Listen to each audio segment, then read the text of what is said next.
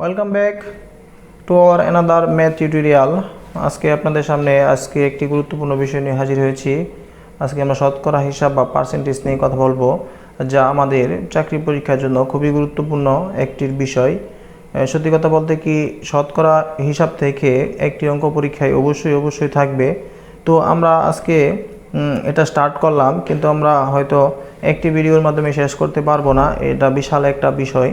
আমরা 3 থেকে 4টা পার্টের মাধ্যমে শতকরা হিসাবটা শেষ করার চেষ্টা করব। আপাতত আমরা প্রত্যেক দিনই শতকরা হিসাব নিয়ে কিছুদিন কথা বলবো, এরপর আমরা ইংরেজি এবং বাংলা নিয়ে কথা বলবো। তো শতকরা কি? শতকরা একটি ভগ্নাংশ, আমরা জানি সবাই, যার হর হলো 100। আমরা শতকরাকে কি দ্বারা প্রকাশ করি? পার্সেন্টেজ দ্বারা প্রকাশ করি। অর্থাৎ পার্সেন্টেজ থাকলে আমরা বুঝি সেখানে 100 দ্বারা ভাগ করতে হবে। আমরা কিছু জিনিস লিখে রেখেছি, তা হলো ভগ্নাংশ, দশমিক ভগ্নাংশ, শতাংশ এবং শতকরা। আমরা ভগ্নাংশকে যদি 4/1 বলি, সেটাকে যদি দশমিক ভগ্নাংশে প্রকাশ করতে চাই তাহলে হবে 0.25। আবার এটা শতকরা হলো 100/25 শতাংশ এবং শতকরা হলো 25%। অনুরূপভাবে 5/1কে আমরা দশমিক ভগ্নাংশে রূপান্তর করলে 0.20 পাই এবং শতাংশে রূপান্তর করলে 100/20 শতাংশ এবং 20% হলো আমাদের শতকরা। এভাবে লিখে রেখেছি। 1/2/1 দশমিক ভগ্নাংশে হবে 1.50, শতাংশে হবে 100/150 এবং শতকরায় 150%। তো এটি একটি প্রাথমিক ধারণা নেওয়ার জন্য আমরা কিছু নিয়ম দেখে আমরা এক্সারসাইজে চলে যাব। এক্সারসাইজটাই আমাদের মূল বিষয়। আর পাশাপাশি এই অংশ থেকে আমরা সরাসরি শর্টকাটেও চলে যেতে পারি, কিন্তু শর্টকাট আমি করব না। আগেই বলেছি, শর্টকাটকে আমি মন প্রাণ থেকে ঘৃণা করি। আপনারা মূল যে বিষয় অর্থাৎ লিখিত অঙ্ক সেটি বোঝার চেষ্টা করেন, তাহলে নিজেরাই শর্টকাট মেথড তৈরি করে নিতে পারবেন। এই বিষয় নিয়ে আমি একাধিকবার কথা বলেছি, আর নতুন করে কিছু বলতে চাই না। কোনো একটি সাধারণ সংখ্যাকে, আমরা যে কোনো সাধারণ সংখ্যাকে যদি 100 দিয়ে ভাগ করি তাহলে শতকরা প্রকাশ করা হয়। আমাদের প্রশ্ন হলো, যে কোনো সাধারণ সংখ্যা, সেটি অবশ্যই দশমিক ভগ্নাংশ নয়, শতাংশ নয় বা ভগ্নাংশ সংখ্যা নয়। সাধারণ সংখ্যা বলতে আমরা যে সংখ্যাগুলো বুঝি 1, 2, 3, 4, 5 এগুলো, এই সংখ্যাগুলোকে যদি আমরা সরাসরি 100 দিয়ে ভাগ করি তাহলেই এর শতকরা প্রকাশ করা হয়ে যাবে। খুবই সিম্পল একটি বিষয়। যেমন যদি আসে যে 15 শতকরা কত, 15 শতকরা মানে 15%, অর্থাৎ পার্সেন্ট মানে হলো ভাগ, 15/100 আমাদের শতকরা প্রকাশ হয়ে গেল। এটাকে যদি আমরা কাটাকাটি করি তাহলে হয়তো আমাদের দশমিক ভগ্নাংশ চলে আসবে। এটাকে আমরা শতাংশে রূপান্তর করতে পারি। আবার কোনো ভগ্নাংশকে যদি 100 দ্বারা গুণ করি তাহলে শতকরা প্রকাশ হয়। আমাদের মনে রাখতে হবে, সাধারণ সংখ্যাকে 100 দ্বারা ভাগ করলে শতকরা প্রকাশ হবে, আবার ভগ্নাংশকে 100 দ্বারা গুণ করলে শতকরা প্রকাশ হবে। যেমন 5/3 এটি একটি ভগ্নাংশ সংখ্যা। একে আমরা যদি 100 দ্বারা গুণ করি, যেমন 3 × 100 / 5, তাহলে হবে 60%। এটা হলো আমাদের শতকরায় কীভাবে প্রকাশ করা যায়। যে কোনো সাধারণ সংখ্যাকে শতকরা প্রকাশ করতে হলে 100 দ্বারা ভাগ করতে হবে এবং ভগ্নাংশ সংখ্যাকে শতকরা প্রকাশ করতে হলে 100 দ্বারা গুণ করতে হবে। তো এখন আমরা সরাসরি চলে যাব এক্সারসাইজ পার্টে। তো এক্সারসাইজ পার্টে আজকে আমরা 4 থেকে 5টি অঙ্ক করেছি। আগামী পর্বগুলোতে আরও অন্যান্য অঙ্কগুলো দেখার চেষ্টা করব। 1 নম্বর অঙ্কে আমরা দেখতে পারি যে খুবই সহজ অঙ্ক, আপনারা এই অঙ্কগুলো পারেন, কিন্তু আমরা যেহেতু শতকরা নিয়ে A to Z আলোচনা করব, কাজেই আমরা শুরু থেকে আলোচনা করাটাই উত্তম মনে করি। 1 নম্বর অঙ্কটা দেখছি। একটি জমির আখের নমুনায় দেখা গেল যে তাতে 16/3/2% চিনি রয়েছে। 50 কেজি চিনি উৎপাদনের জন্য কত কেজি আখ প্রয়োজন? আমাদের কোনো অঙ্কে যদি পার্সেন্ট থাকে তাহলে আমরা ধরে নিব সেটি 100 দ্বারা ভাগ করতে হবে বা তাতে 100 রয়েছে। আমাদের ডাকে বলা হয়েছে যে জমির আখের নমুনায় চিনি রয়েছে 16/3/2। প্রথমে আমরা কি করব, সমস্তকে আমরা ভেঙে ফেলব, ভগ্নাংশে প্রকাশ করব। 16/3/2% বা শতাংশ সমান 16কে আমরা 3 দ্বারা গুণ করি, 3 16 48 এবং এর সাথে যদি 2 দ্বারা যোগ করি তাহলে 50, অর্থাৎ 3/50%। তো 3/50 কেজি চিনি উৎপন্ন হয় 100 কেজি আখে। যেহেতু পার্সেন্ট তার মানে 100 দ্বারা ভাগ, আমরা আগেই বলেছি পার্সেন্ট মানে হলো শতকরা মানে হলো 100 দ্বারা ভাগ। 3/50 কেজি চিনি উৎপন্ন হয় 100 কেজি আখে, তাহলে 1 কেজি চিনি উৎপন্ন হবে অবশ্যই কম, আর যেহেতু কম সেই জন্য আমরা কি করব, এটাকে ভাগ করব। আর ভাগ করলে আমাদের ক্যালকুলেশন আসে, আমাদের 3টা উপরে চলে যাবে এবং 50টা নিচে চলে আসবে। যেমন 100 গুণ 3 ডিভাইডেড বাই 50। তাহলে আমাদের ডাকে বলা ছিল যে 50 কেজি চিনি, 50 কেজি চিনি উৎপন্ন হবে, এটা গুণ হবে 100 গুণ 3 গুণ 50 ডিভাইডেড বাই 50। আমরা এখানে 50 এবং 50 কাটাকাটি করলে থাকে 100 গুণ 3। 100কে যদি 3 দ্বারা গুণ করি তাহলে হয় 300, অর্থাৎ 300 কেজি আখে। তাহলে আমাদের নির্ণয় উত্তর হবে, নির্ণয় আখের পরিমাণ 300 কেজি, অর্থাৎ 50 কেজি চিনি উৎপাদনের জন্য 300 কেজি আখ প্রয়োজন। এটা একটি সিম্পল এবং সাধারণ অঙ্ক। আমরা আজকে মূলত তেল, চাল, ডাল, চিনি ইত্যাদি সংক্রান্ত বিষয় নিয়ে আলোচনা করছি। আগামী পর্বে আমরা অন্য কিছু নিয়ে আলোচনা করব। তাও আজকে আমাদের এই তেল, চাল, ডাল, চিনি ইত্যাদি সংক্রান্ত বিষয় কমপ্লিট হবে না, এরপরেও আমাদের আরেকটি পাঠ করতে হবে। তো আপনারা ভিডিওটি দেখতে থাকুন। 2 নম্বর অঙ্কটি আমি কমন দিয়ে দিই। 2 নম্বর অঙ্কটি বিভিন্ন পরীক্ষায় আসবেই, পরীক্ষায় প্রায় ম্যাক্সিমাম পরীক্ষায় এই অঙ্কটি এসে থাকে। যদিও এটি নৈবিত্তিক আকারে আসে, তথাপি আমরা লিখিত আকারে দেখব এবং এটার আমরা সরাসরি দাগ থেকে উত্তরটা মুখস্থ করতে পারি।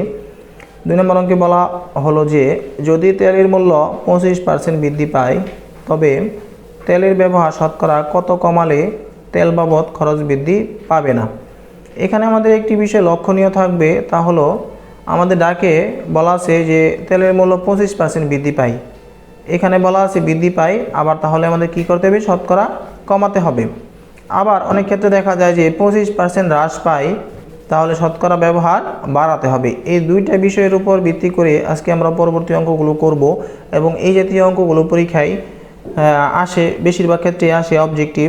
তথাপি যদি লিখিত পরীক্ষায় অনেক সময় দেখা যায় যে আমাদের ছোটোখাটো কিছু পরীক্ষা হয়, 3য় শ্রেণীর পরীক্ষা বা 2য় শ্রেণীর কিছু পরীক্ষা, যে পরীক্ষাগুলোর প্রশ্ন সহজ হয়, সেই ক্ষেত্রে হয়তো এই অঙ্কগুলো এসে থাকে। তো খুবই সহজ একটি অঙ্ক। আমাদের বলা আছে যে তেলের মূল্য 25% বৃদ্ধি পায়, অর্থাৎ 25% বৃদ্ধিতে যেহেতু বেড়েছে, তাই পূর্ব মূল্য যদি আমাদের 100 টাকা হয়, তাহলে বর্তমান মূল্য হবে 100 প্লাস 25, অর্থাৎ 125 টাকা। তাহলে আমরা বের করতে পারি বর্তমান মূল্য 125 টাকা হলে পূর্ব মূল্য 100 টাকা। বর্তমান মূল্য যদি 1 টাকা হয়, তাহলে পূর্ব মূল্য কম ভাগ, তাহলে ভাগ কি 100 ডিভাইডেড বাই 125 টাকা। বর্তমান মূল্য 100 টাকা হলে পূর্ব মূল্য হবে গুণ 100 গুণ 100 ডিভাইডেড বাই 125 টাকা। আমরা যদি এটাকে কাটাকাটি বা ক্যালকুলেশন করি, তাহলে আমাদের উত্তর আসে 80 টাকা। এখন বর্তমান মূল্য 100 টাকা হলে পূর্ব মূল্য 80 টাকা। যেহেতু আমাদের তেলের ব্যবহার কমাতে হবে, তাই বর্তমান মূল্য থেকে পূর্ব মূল্য কী করব, আমরা বিয়োগ দিব। এটাই হচ্ছে আমাদের মূল বিষয়। বর্তমান মূল্য থেকে আমাদের পূর্ব মূল্য বাদ দিতে হবে যদি ব্যবহার কমাতে হয়, আর যদি বাড়াতে হয় তাহলে পূর্ব মূল্য থেকে বর্তমান মূল্য বিয়োগ দিব। এই বিষয়টা লক্ষ্য রাখেন, তাহলে আমাদের উত্তর আসে 20%, অর্থাৎ 20%। আমরা যদি দেখি যে তেলের মূল্য 25% বৃদ্ধি পেলে ব্যবহার কমাতে হবে 20%, আবার তেলের মূল্য যদি 25% হ্রাস পায়, ব্যবহার বাড়াতে হবে, উত্তর সেম উত্তর 20%। আমরা এই অঙ্কটাকে বেসিক অঙ্ক ধরে আমরা পরবর্তী অঙ্কগুলো করব এবং এখানে লক্ষণীয় বিষয় হচ্ছে তেলের ব্যবহার কমাতে হবে বা বাড়াতে হবে নির্ভর করে। তেলের ব্যবহার যদি কমাতে হয়, তাহলে আমরা বর্তমান মূল্য থেকে পূর্ব মূল্য বাদ দিব, আর যদি তেলের ব্যবহার বাড়াতে হয় বলা থাকে, তাহলে পূর্ব মূল্য থেকে বর্তমান মূল্য বাদ দিব। এখন আমরা 3 নম্বর অঙ্কটি দেখার চেষ্টা করি। আমরা পূর্বের অঙ্কর মতো করে একটি অঙ্ক করি। চালের দাম যদি 25% কমে গেলে একই খরচে কেনা চাউলের ব্যবহার শতকরা কি পরিমাণ বৃদ্ধি করা যাবে। আমরা 2 নম্বর অঙ্কে বলেছিলাম যে আমাদের হয়তো থাকবে 25% কমে গেল বা 25% বেড়ে গেল, তাহলে আমাদের যে ইনফ্যাক্টটা পড়বে, অর্থাৎ চাউলের ব্যবহার যদি কমে যায় 25%, তাহলে ব্যবহার বাড়াতে হবে, আর যদি 25% বা 20% বেড়ে যায়, তাহলে ব্যবহার কমাতে হবে। অর্থাৎ আমাদের ব্যালেন্স করার জন্য এই ধরনের অঙ্ক আমাদের পরীক্ষায় থাকে। সেই অঙ্কগুলো আমরা খুব সহজ এবং সিম্পল ওয়েতে গত 2 নম্বর অঙ্কের মতো করে আমরা করার চেষ্টা করি। যেহেতু 25% কমে গেল, তাহলে 25% কমে যাওয়ায় আগে ছিল আমাদের 2 নম্বর অঙ্কে 25% বেড়ে যাওয়ায় পুরো মূল্য যদি 100 টাকা হয়, তাহলে বর্তমান মূল্য অবশ্যই কম হবে। 100 থেকে 25 বিয়োগ দিলে যা হয় 75 টাকা। এখন আমাদের বর্তমান মূল্য যদি 75 টাকা হয়, তাহলে পুরো মূল্য 100 টাকা। আমরা পূর্বের মতো করে করব। বর্তমান মূল্য 1 টাকা হলে পুরো মূল্য হবে 75 ভাগের 100 বা 100 ডিভাইডেড বাই 75 টাকা। আবার বর্তমান মূল্য যদি 100 টাকা হয়, যেহেতু আমরা শতকরা রূপান্তর করব তাই 100 লিখব। বর্তমান মূল্য যদি 100 টাকা হয়, তাহলে পুরো মূল্য হবে 100 গুণ 100 ডিভাইডেড বাই 75। আমরা এই অঙ্কগুলো আমাদের সরল সুদ কষা পাঠে কিছুটা দেখেছিলাম, সেই জন্য আমরা হয়তো এই অঙ্কগুলো সরল সুদ কষা পাঠের সাথে কিছুটা রিলেটেড রয়েছে, যে কারণে ওই অংশটুকু আগে করা আর এই শতকরা পাঠটুকু পরে করা। এখন আমরা এখানে যদি ক্যালকুলেশন করি, তাহলে আমাদের আসে 400 ডিভাইডেড বাই 3। আমরা কাটাকাটি করতে পারি। কাটাকাটি যদি আমরা এখানে 25 দিয়ে কাটাকাটি করি 75কে, তাহলে হবে 3, আর 25 দিয়ে কাটাকাটি করি 100কে, তাহলে হবে 4। 100 গুণ 4 সমান 400, আর নিচে থাকলো 3। এখন আমরা বলেছিলাম যে চালের ব্যবহার বাড়াতে হবে। যদি বাড়াতে হয়, তাহলে আমরা একটু আগেই বলেছিলাম যে পূর্ব মূল্য থেকে বর্তমান মূল্য বিয়োগ দিব, আর যদি কমাতে হয় তাহলে বর্তমান মূল্য থেকে পূর্ব মূল্য বিয়োগ দিব। যেহেতু এখানে আমাদের ব্যবহার বাড়াতে হবে, তাই আমরা পূর্ব মূল্য 400 ডিভাইডেড বাই 3 থেকে বর্তমান মূল্য 100 এটা বিয়োগ করব। এটাকে যদি আমরা বিয়োগ করি, তাহলে দেখেন আমরা লসাগু নিলাম 3, এখানে 400 হলো বিয়োগ, এখানে 100 এর নিচে একটা হর হিসাবে 1 রয়েছে। 1কে 3 দ্বারা যদি আমরা ক্যালকুলেশন করি 3 এবং 100 দ্বারা গুণ করি 300, তাহলে 400 বিয়োগ 300 বা 100 ভাগের 3%। এটাকে যদি আমরা সমস্ত ভগ্নাংশে নিয়ে যাই, তাহলে 33 সমস্ত 2 ভাগের 1%। অর্থাৎ আমাদের চালের ব্যবহার বাড়াতে হবে 33 সমস্ত 2 ভাগের 1%। এখন আসি আমাদের মূল বিষয়ে। আমাদের 2 নম্বর অঙ্কে ছিল যে 25% বৃদ্ধি পাওয়ায় ব্যবহার কমাতে হবে 20%, আর এখন আসলো 25% কমে যাওয়ায় ব্যবহার বাড়াতে হবে 33 সমস্ত 2 ভাগের 1%। আপনারা এই দুটি অঙ্কের ডাক সরাসরি মুখস্থ করতে পারেন, কারণ এই জাতীয় অঙ্কগুলোই পরীক্ষায় বেশিরভাগ এসে থাকে। কাজেই ডিটেলসও দেখতে পারেন, অথবা সরাসরি যদি এরকম মনে রাখেন যে কোনো কিছুর দাম 25% বেড়ে যাওয়ায় ব্যবহার কমাতে হবে 20%, আবার কোনো কিছুর দাম 25% কমে যাওয়ায় ব্যবহার বাড়াতে হবে 33 সমস্ত 2 ভাগের 1%। আজকে আমরা খুব সহজ অঙ্কগুলো নিয়ে আলোচনা করছি একই নিয়মের, যে কারণে আপনাদের বুঝতে সুবিধা হবে। আমরা 4 নম্বর অঙ্কটা দেখব। কাপড়ের মূল্য 20% কমে গেলে কোনো ব্যক্তি খরচ বৃদ্ধি না করেও কাপড়ের ব্যবহার শতকরা কত বৃদ্ধি করতে পারবে?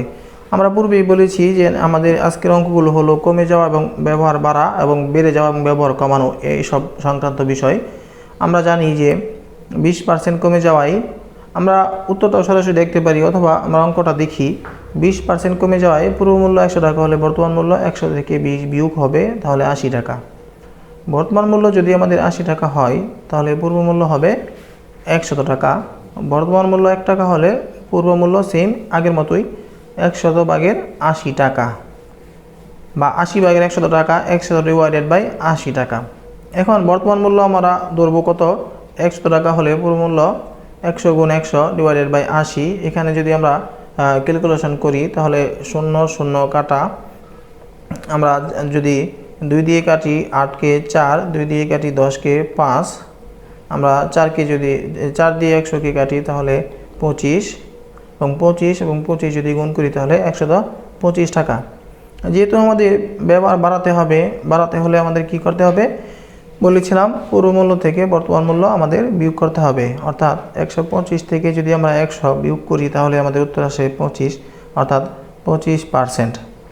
তো আপনারা আজকে আমরা 3টা অঙ্ক একই রকম দেখলাম, যেখানে বলা ছিল যে যদি 25% কমে যায়, তাহলে 25% যদি বেড়ে যায়, তাহলে ব্যবহার কমাতে হবে 20%। আবার যদি 20% কমে যায়, তাহলে ব্যবহার বাড়াতে হবে 25%। আবার 3 নম্বর অঙ্কে আমরা দেখেছিলাম যে 25% কমে গেলে ব্যবহার বাড়াতে হবে 33 সমস্ত 2/1%। এই 3টি অঙ্কই কোনো না কোনো পরীক্ষায় প্রায় এসে থাকে, আপনারা ভালো করে লক্ষ্য করবেন। অনুরূপভাবে আমরা আপনাদের জন্য 5 নাম্বার একটি অঙ্ক দাগটা শুধু লিখে রাখলাম। এটা ঠিক 2 নম্বর অঙ্কের মতোই, খুব সহজেই পারবেন।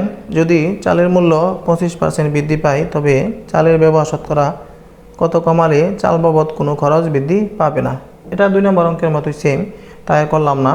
আগামী পর্বে আমরা এই সংক্রান্ত আরও 2-4টি অঙ্ক করে শতকরার যে অ্যাডভান্স লেভেলের অঙ্কগুলো রয়েছে সেগুলো করার চেষ্টা করব।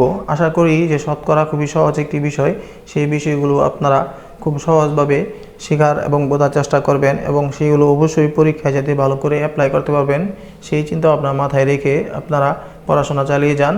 আর আমরা ধারাবাহিকভাবে এই ভিডিওগুলো করছি, সেই ভিডিওগুলো যাতে আপনারা খুব সহজেই বুঝতে পারেন এবং আপনাদের উপকার হয়, সেই জন্য আপনারা আমার পাশে থেকে আমাকে সাহস এবং অনুপ্রেরণা দিয়ে উৎসাহিত করবেন। সেই আশাবাদ ব্যক্ত রেখে আজকের মতো বিদায় নিচ্ছি। আসসালামু আলাইকুম।